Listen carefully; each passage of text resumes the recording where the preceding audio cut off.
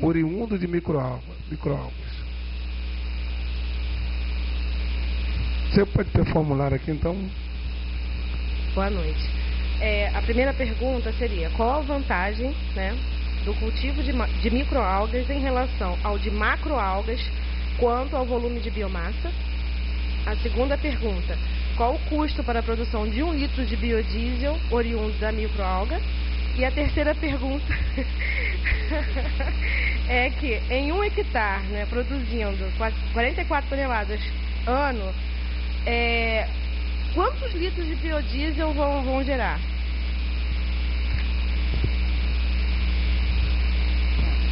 A vantagem das microalgas em relação às macroalgas não é como em relação aos vegetais superiores, mas ainda assim a gente tem uma maior produtividade em microalgas do que de macroalgas.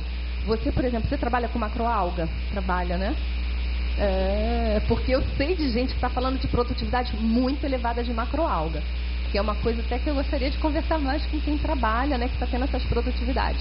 Porque a gente está com aquelas 44 toneladas por hectare ano, mas a gente tem um colega na UFRJ que está conseguindo 300. O equivalente, né? Porque ele não está lá com em hectares, mas ele está conseguindo o equivalente a 300 toneladas por hectare ano, né? Aí depois você me diz quanto... Pena que o microfone não tem aí para você. Claro, ele está produzindo com um volume de 1.000 litros. É um volume pequeno, 1.000 litros, né? Mas, por exemplo, aquela produção da Alemanha são 700.000 litros de cultura e eles estão produzindo biomassa de clorela com uma produtividade de 150 toneladas por hectare ano. Então, assim, do que a gente tem visto de produtividade é bem mais elevada. Mas também eu tenho ouvido algo sobre macroalga, assim, de produtividade bem elevadas. Se você tivesse até com o microfone, a gente poderia conversar melhor. Acho que seria mais interessante, porque aí você me diria, você que está trabalhando, né, quanto que você está obtendo, as produções comerciais, quanto que está sendo obtido nessas produções comerciais, porque pelo visto, você está com valores, assim, você não está chegando perto, muito. Você quer dizer, eu falo aqui, quanto? O equivalente a... Você diz que eu repito aqui, eu falo aqui. Quanto que é? Ah, tá. É Sabrina. Sabrina tá... Com Maulori? Maulori, conheço o Maulori. Quase fui aluna dele de doutorado.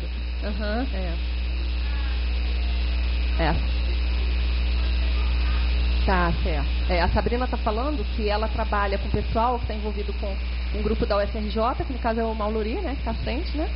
E que ela depois até pode repassar esses valores, porque ela não está trabalhando diretamente com macroalga. Mas depois é interessante, sim, porque eu queria até reativar, assim, reencontrar o Maulori e conversar um pouquinho mais com ele, porque são muitas coisas, a gente está querendo atacar muitas coisas. Eu queria também atacar a virologia e, né, que é né, os vírus podem ser como é que diz?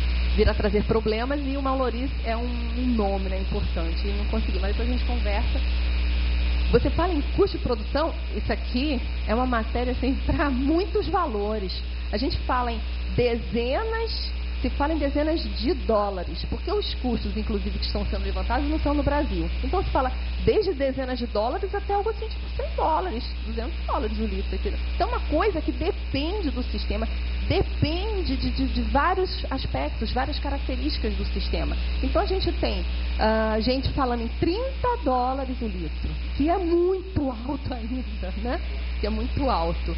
Mas também se fala, estamos com 30 dólares, mas temos condição, fazendo isso e aquilo, vão fazendo projeções de chegar a 3 dólares, entendeu? Que ainda está alto. Mas, por aí. Porque a gente ainda não tem essa produção para chegar. Tem que ter escala também para a gente chegar nesses valores mais baixos, né?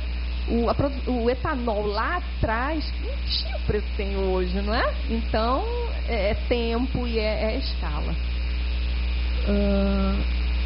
44 toneladas por hectare ano, quantos litros de biodiesel no ano? Aí é que tá. Também vai depender de qual percentual de óleo que essa biomassa consiga alcançar. Inclusive, eu não cheguei a falar sobre um tema também que a gente está trabalhando, que é de trabalhar com estresse para fazer com que elas produzam mais óleo.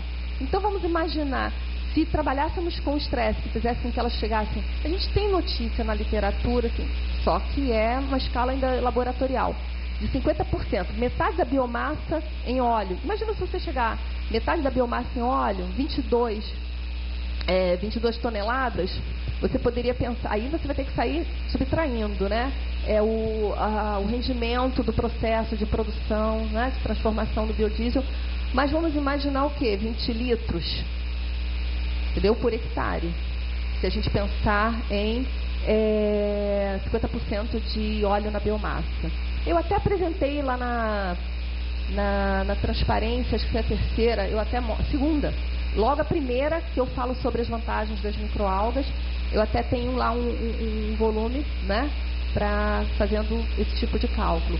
Mas para 44 toneladas seria esse. Mas a gente pensa não em 44 toneladas, a gente sabe que a gente tem que chegar muito mais. Certo, Sabrina? Ok? Respondida? O Ricardo Vinhas, engenheiro agrônomo. Ricardo, obrigado. Qual é o centro de pesquisa referência no mundo para o cultivo e processamento de microalgas? De estudo, gente, na realidade a gente tem isso aí muito... Você não tem um referencial, a gente tem... Eu visitei agora em junho o Instituto Oceanográfico em San Diego, na Califórnia. A gente tem nos Estados Unidos, assim de lugares, em Israel, né? A gente tem na Holanda agora um grupo muito importante. Na Holanda, na Austrália tem assim, um nome, Borovica, e a gente tem em vários lugares. Na China, no Japão também eles estão estudando muito, né, a questão. Então a gente não tem um centro referência. O MIT, o MIT, lá atrás, acho que me lembro que foi década de 80, eles produziam microalga no telhado do prédio, né, lá do prédio deles. Então a gente tem isso espalhado mundo afora. A gente também tem um grupo importante, interessante na Espanha, na Itália, mas assim, o que eu vejo hoje, o forte está nos Estados Unidos, na Austrália, Israel. Israel a gente tem um nome expoente. Alemanha, assim, a gente... Interessante, na Alemanha a gente tem a produção comercial, mas grupos de estudo, não tô vendo tantos grupos de estudos, né, na Alemanha. Na Holanda a gente tem um nome que vem despontando. Pode, por favor, vem aqui, porque está gravando, entendeu? Aqui está gravando. Está gravando. Por favor, está gravando, então as pessoas estão assistindo. E depois da gravação, no DVD... eu não sei se é pertinente, mas eu li no jornal que é Ricardo Vinhas. Eu sou agrônomo. Eu li no jornal que a Shell está trabalhando em cima de produção de algas marinhas. Isso não é mais simples, já que está disponível no mar, né, na natureza. Eu não sei se é na mesma linha da sua pesquisa. Esse da Shell, né, eu não conheço. Talvez eu já tenha ouvido falar, mas não estou, pelo menos, lembrando para te falar com certeza. É esse tipo de trabalho que eles fazem. Porque microalga marinha não significa que eles estejam trabalhando no mar. Eles podem estar trabalhando com a microalga marinha. Nós trabalhamos com microalga marinha lá no nosso laboratório e na nossa planta piloto, né, onde a gente vai instalar os tanques, a gente também vai trabalhar com microalga marinha. Então, você pode trabalhar com microalga marinha no ambiente confinado, porque trabalhar no mar com microalga significa você ter que fazer só coleta, né, é extração. Porque o cultivo em si, né, no mar mesmo, é mais complicado. Macroalga não, né? Mas microalga não tem como, tem que confinar, porque aí se você estiver no mar, você só está parando, você só estaria fazendo extração. Mas quando você está com os sistemas de cultivo, né, eles confinados, você ali coloca a biomassa em condições mais favoráveis e você pode utilizar a água do mar, que é o nosso caso. A gente utiliza a água do mar para o cultivo, né? Então a gente já está utilizando aquele recurso que é a própria água do mar. Agora sim. Então, pois é, o da Shell em si, eu não conheço para te dizer, é extrativismo. Eu não conheço da Shell.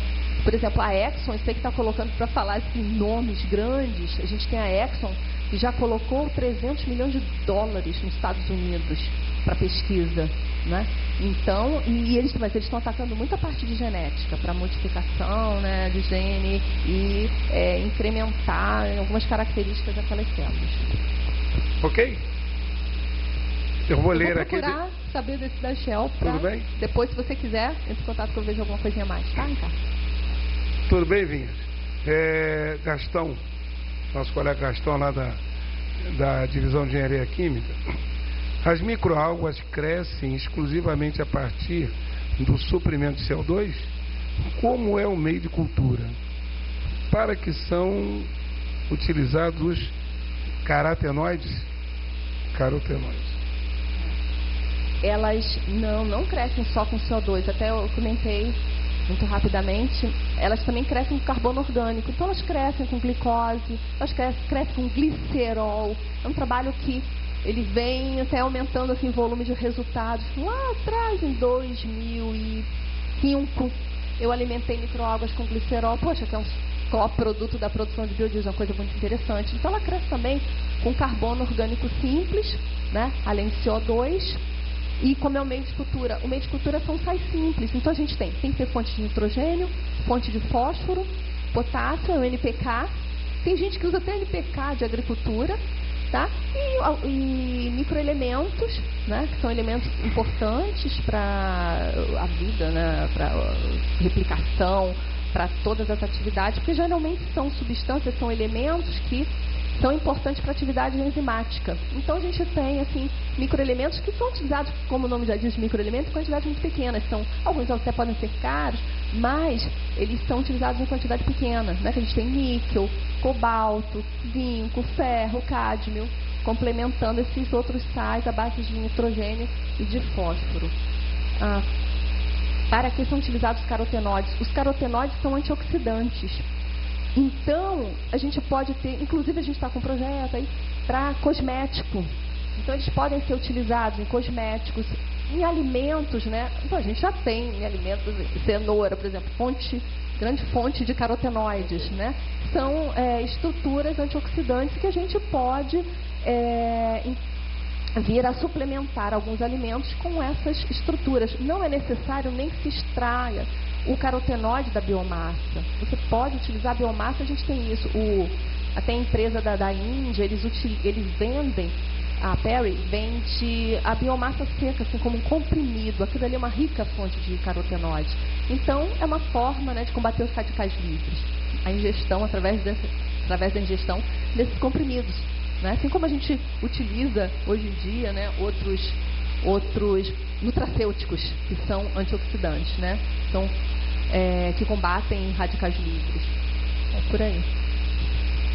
Tudo bem? Então, a penúltima pergunta é da Darcy Germán. Darcy? Por favor. Fez a lá para andar para aí, mas tudo bem. Só fala no microfone, por gentileza. Darcy Germán, sou do DRM do Clube de Engenharia, engenheiro de Minas. Então, o meu negócio é muito rudimentar, né? Minha pergunta é a seguinte: existe no mundo planta produzindo já biodiesel a partir de microalgas? Não existe. Existem estudos. O que a gente teve já?